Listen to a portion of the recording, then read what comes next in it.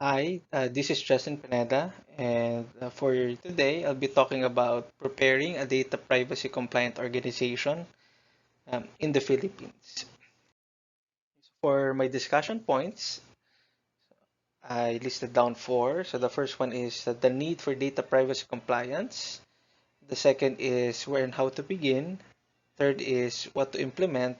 And fourth is strategic and long-term goals. So this is meant for organizations that are starting or planning to comply with the data privacy law but are having hard time or determining how to start and where to start. So first is we talk about the need for data privacy compliance. So every day we see this in the news. Organizations, both private and the government, have become victims of data breaches. In 2019, just in the Philippines, millions of personal data have been compromised. Even a top-level government agency was hacked. And then there are studies wherein um, an average cost of data breach in the ASEAN is 2.62 million US dollars. We also have uh, uh, a different values for global. Okay. And in the past months, we see a rise in a number of hacking, cybercrime incidents that result to data breaches targeting schools, colleges in the Philippines. Especially now that there's a shift from face-to-face learning to online learning. And another article here says that an average cost of a data breach this year is 3.86 million US dollars. And if you would notice, most of the news that appear in the dailies are focused on the global enterprise, big multinational companies, Fortune 500s, and so on. But um, the realization is that if these big organizations can be victims of data breaches, it means that there is a higher chance that smaller organizations may suffer the same fate. Because for big organizations, they have their own uh, cybersecurity or even data privacy teams. They have the technologies in place, the sophisticated ones, mm, but they still get breached. So what more for the smaller ones?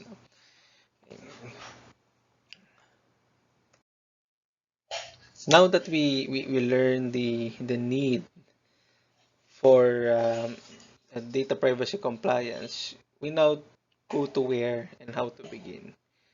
Specifically for again for organizations that uh, do not know where to start because the checklist for the compliance part is very long.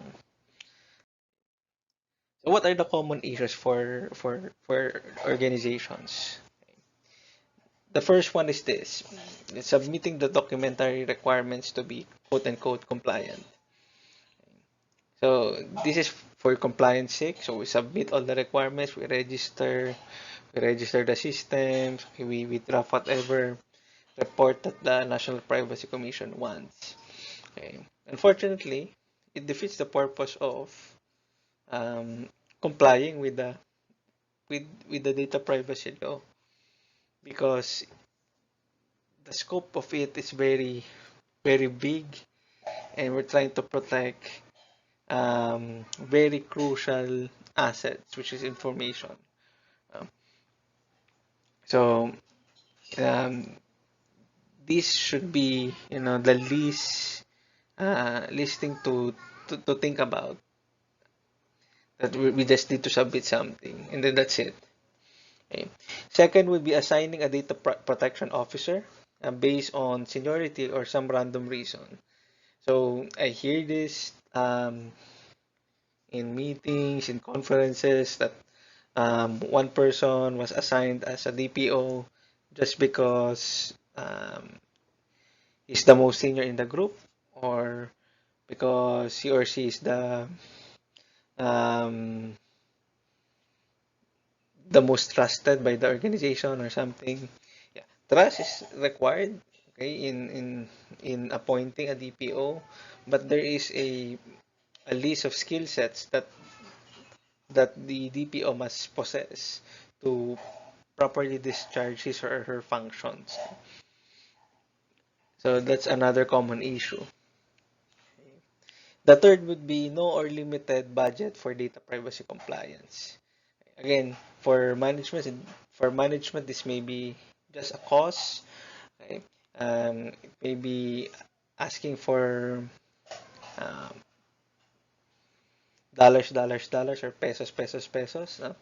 Okay, so budget is a major issue for some organizations. And the last would be the lack of resources with the right skill set for the work. So there is a requirement um, that resources must have in order for this compliance to work. Okay. It may not be a separate person, okay, but probably the same current roster of people must be trained to, for example, conduct privacy impact assessment, to do random audits, etc. So what are the ramifications if um, not given proper attention, if this data privacy compliance is not taken seriously? Obviously, there are penalties. Okay? And in the law, we different types of penalties are provided, from unauthorized processing of personal information, um, all the way to unauthorized disclosure. Okay? And it will depending on the type of data. So if it's personal information versus if it's sensitive personal information. So you can go to jail for 3 to 6 years and pay a maximum amount of 4 million pesos. For example, if you provide access due to negligence. And if you do your root cause analysis, these things can be prevented if you do the assessment, the data privacy assessment and compliance. Now, what should you do? The first one is get management approval or support for the data privacy compliance initiative. Show the figures, in a way scare them. Tell them the penalties, the jail term, and the fines. Show them articles of companies that have been breached, and the damage it has caused the organization. Not only the direct damage, but also the reputation damage afterwards. So it has a long-term effect for the organization. The second would be, after getting the approval, you must create a data privacy group or a committee. It may not be formal, but it has to be a mix of technical and administrative roles, like HR, somebody from legal or finance and IT, okay, to convene and help each other out in doing all the tasks on the checklist, the data privacy checklist. And last would be determine the current data privacy posture of the organization.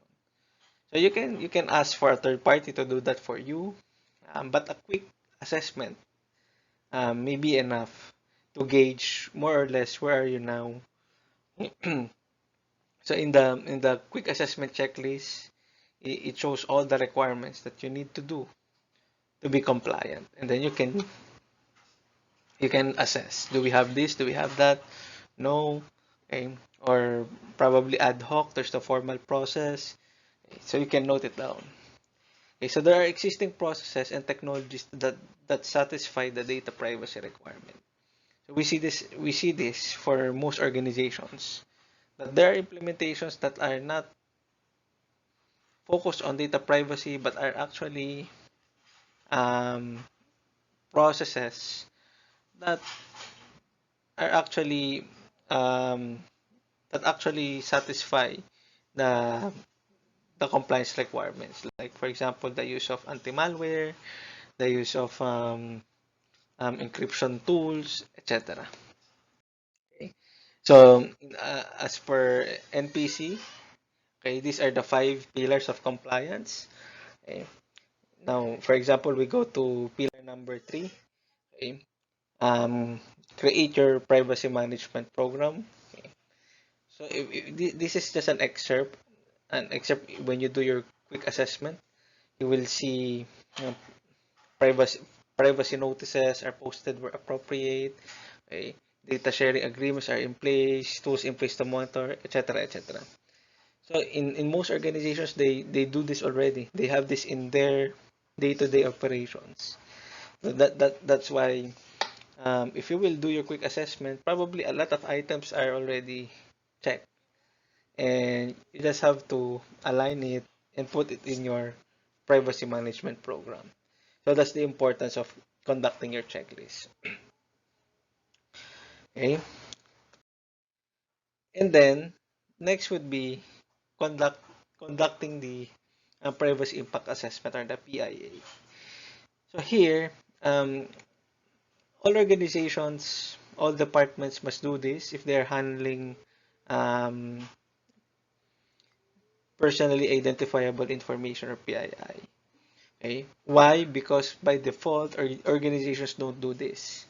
Okay? They have inventory of assets, etc., but they do not do privacy impact assessment.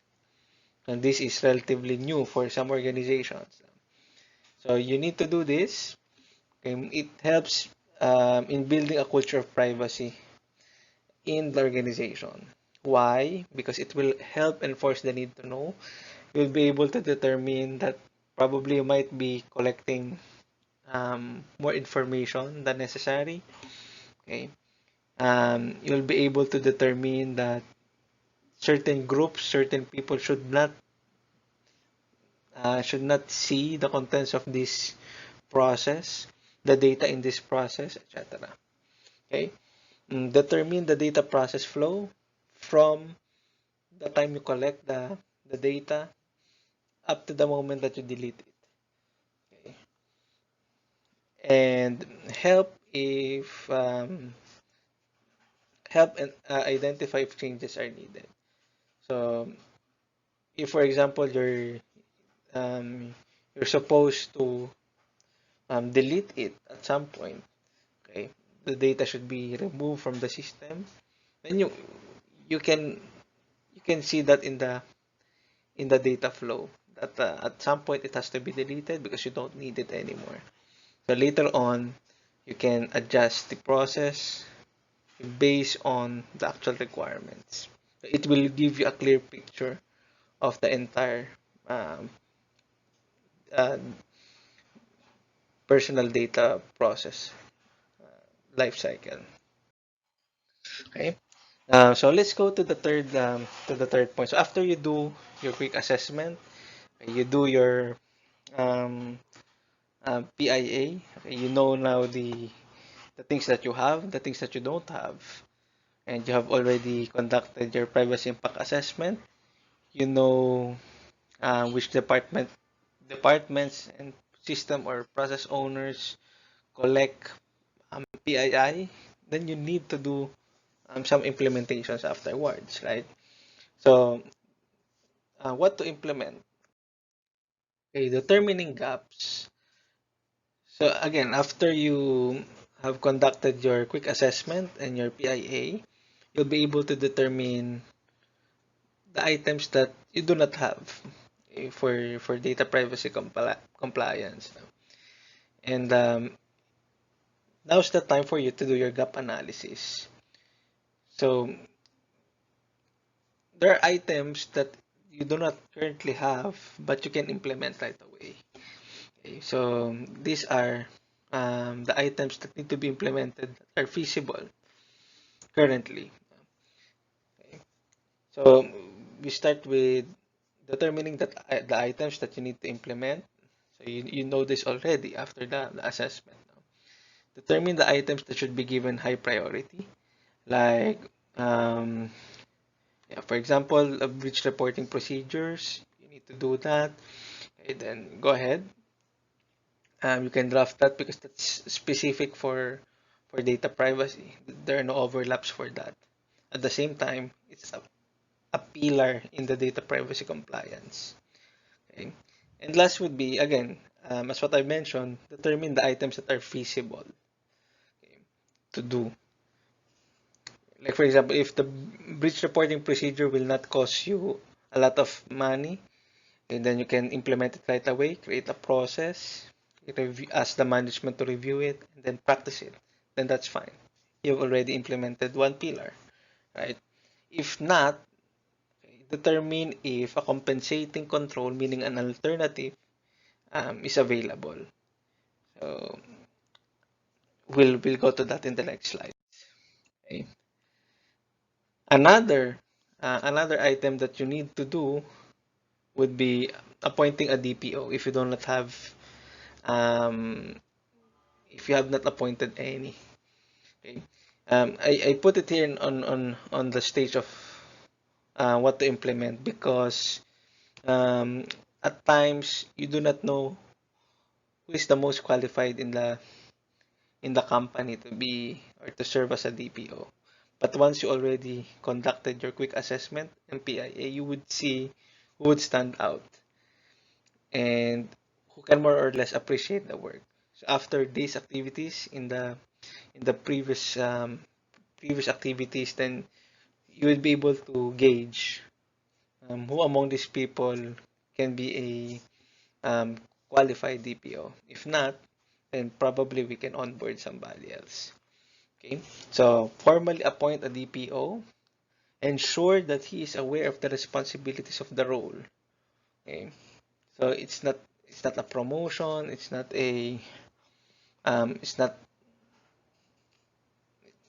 it's not a fancy title, but there are a lot of responsibilities. Okay, in the arms of the DPO. It's ensuring that all protection mechanisms are in place and that process owners are aware of the um, the personal data lifecycle, and they have the DPOs to ensure that they are implementing the controls, etc. Okay. So register him or her at the NPC or the National Privacy Commission. Okay. Join training courses from reputable training centers. And last would be join and pass the ACE exam for the DPOs. Okay.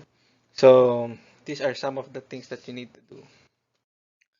Um, Another thing that you can look into would be Pillar 3, which is the privacy management program. So some of the data privacy requirements are already done by the HR and be formatted to fit as part of the privacy manual. There are a lot of policies in the HR or employee manual that can be integrated with the privacy management program. Okay? Or rephrase it, rename it, or something, then it can fall already under privacy policies. And then you can also um, include internal data privacy training during onboarding. Okay. Another item here says that internal personal data collection begins during onboarding. So employee collection, yeah, we start it way back when they enter the organization, you collect information. That's why HR policies are um, very related um, to the privacy policies that are required. Okay. So next should be technology review and optimization. So at times when you run to vendors for you know inquiry on how to implement or to be compliant to data privacy, etc., they will sell you so many products. Okay. Um, but before you buy these products, you need to check first if these existing tools that you have features on data encryption, audit, anti-malware, because this will already satisfy the requirements um, to comply with the data privacy law. So if existing, enable the features, right? And do the required testing and change requests for the configuration. Okay. If no existing tools available, check if there is budget to procure the technology, which for some organizations they don't have right away. Okay. Unless there's already a data breach, they will have a budget. But if not, okay. If there is no budget, use open source solutions. So there are a lot that are as effective as the branded ones, okay, but you have to configure it manually. Okay, we have OpenDLP, Open Data Data Loss Prevention, we have pfSense, we have OSEC for the host IDS, Snort, and so on. We even have OpenEDR now. So there are a lot of options. Okay, so it can be a compensating control for the meantime if you don't have any budget. And then improve privacy design after your PIA. Okay. So again, you appoint your DPO, you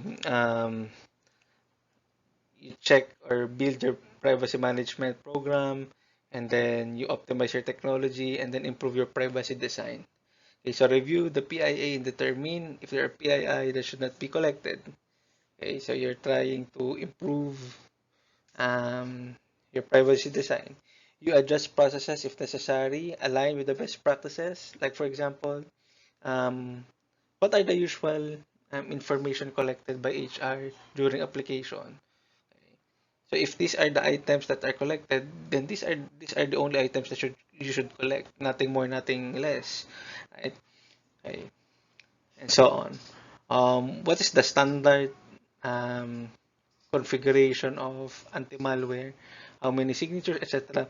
Then you can incorporate that in your privacy design. So align it with best practices so that when the time comes during the audit, you can say that we did our due diligence. Third, check if processes are followed consistently, okay, because it's different on paper versus actual, right? And last is ensure that RAS is observed. So there has to be somebody who is responsible and accountable um, in the process.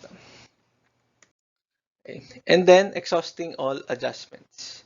So ensure that high impact privacy changes with low to moderate cost should be implemented right away because that's high impact with low to moderate cost. Okay, for high impact privacy with moderate to high cost, determine if an alternative control can be implemented like open source tools or if you can staff augment, etc. If urgent, as for budget, otherwise you can include it for the next year. Okay, so that's important that you can include that for the long term. Okay. So that means you improve your data privacy process every year. And then regularly audit your privacy processes. So the formed data privacy committee should do random and periodic audits to see if documented policies and processes are followed. And then communicate and collaborate with process and system owners for any concerns. So communication is always the key. So if certain processes are not followed, probably um, either the person is not informed, or there are problems, it's very restrictive, that needs adjustment, etc., then you have to collaborate and communicate with them. Now, the last step would be doing your strategic and long-term goals. Because again, you cannot be 100% compliant on day one. Okay? And there is an end state that you want to have. Like for example, they want all the data privacy processes to be outsourced, or they want to build your own in-house team. What would be the end goal? So you can plan it for the long term. So you can start little by little. So according to Peter Drucker, you cannot manage what you cannot measure. So for items that you think can be improved, you can include it in your short, medium, long-term data privacy goals. Okay, so for example, for this year, you'll be using compensating controls, open source tools. Okay, next year, you'll buy the LP, implement it. Okay. On the third year, you're going to migrate everything to the cloud. So it it should be planned.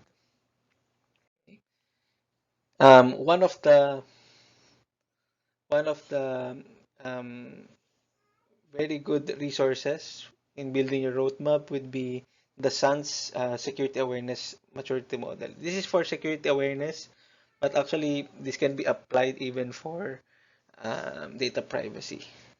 So you can start here. Um, you can put your levels. So starting from level 1 to level 5. So you can start with non-existent. Okay. There are no processes yet. Everything is ad hoc, etc. And then probably by next year, we just need to ensure that all of the items in the checklist um, are complied. So that's fine. Then third, okay, we'll do behavior change, cultural change, and then and so on, up to the point wherein everything is um, within the realm of metrics. So you have metrics for every process, every activity. So use metrics. So, like for example, in GDPR, there are a lot of metrics already that you can use to see if the policies that you have are effective. Like for example, here, the key metrics for GDPR would be percentage of systems utilizing data encryption. Okay, the number of data breach notifications documented. Okay, so there are other more metrics that you can use. Okay. And the good thing about it is that a lot of um, um, the other data privacy laws in different countries would have similar requirements that you can just adapt. And last would be follow up privacy framework. That would definitely help you check if all the items that you have are um, in compliance with the privacy requirements. Okay.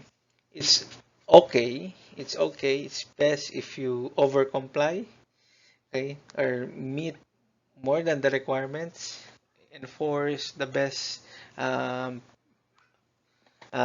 privacy practices. Okay. Like for example, this one from NIST, this is they already formed a privacy network, a privacy framework that you can actually implement in your organization. Okay. So yeah, that sums up my short presentation on how to prepare um, your organization to be data privacy compliant. So we have summarized it from the quick assessments all the way to uh, generating metrics and checking if these metrics are um, met properly. So hope you're able to get some information about it. And if you have any questions, you may send me an email or you can raise your questions in the forum. Thank you very much.